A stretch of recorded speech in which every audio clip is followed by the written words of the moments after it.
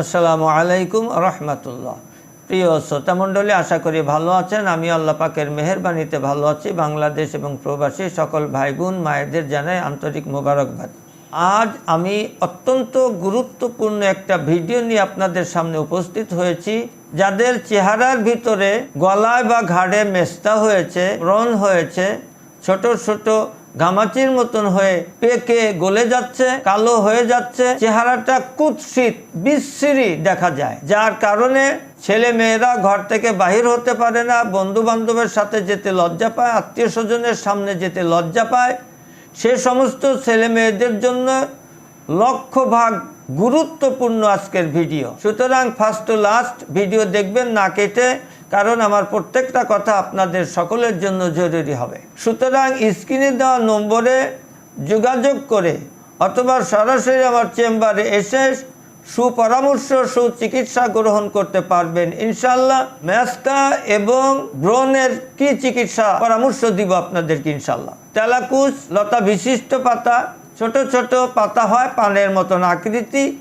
বিশেষ পরিচিতি হলো এই গাছের ভিতরে পটলের মতো ফল ধরে, অনায়াসে চিনে যাবেন ইনশাল্লাহ। এই গাছের পাতার রস সকালে এবং বিকালে 7 দিন ব্যবহার করবেন। কিভাবে ব্যবহার করবেন? পাতার রস খুব ঘন করে বা ব্লেন্ডার করে বা পাটায় ছেঁচে পাতার রস বাহির করে সুন্দর করে মোটা করে চেহারার মধ্যে যেখানে ব্রণ, যেখানে মেস্তা, এখানে প্রলেপ দিবেন। সকালে দিবেন, বিকালে দিবেন। কমের পক্ষে 30 থেকে 40 মিনিট রেখে নর্মাল পানি দিয়ে ধুয়ে ফেলবেন।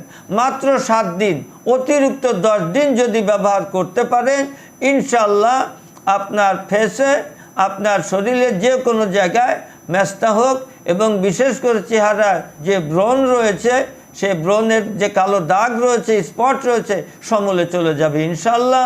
ইনশাল্লাহ এগুলি প্রাকৃতিক আল্লাহ পাকের রহমতি, কুদরতি, হিকমতি, বরকতপূর্ণ গাছের নির্যাস থেকে আপনি এই ওষুধটা ব্যবহার করবেন। এই গাছের মধ্যে আল্লাহর কুদরতি ক্ষমতা দেওয়া রয়েছে। সুতরাং পৃথিবীর কোনো কেমিক্যাল এখানে নেই, সম্পূর্ণ ন্যাচারাল, প্রাকৃতিক। ব্যবহার করুন, সুস্থ থাকুন। শেষ কথা, ভেষজ চিকিৎসা গ্রহণ করে নিজের জীবনের সুস্থতা নিজের দায়িত্ব মনে করে আজ থেকেই ভেষজ চিকিৎসা গ্রহণ করুন, সুস্থ থাকুন।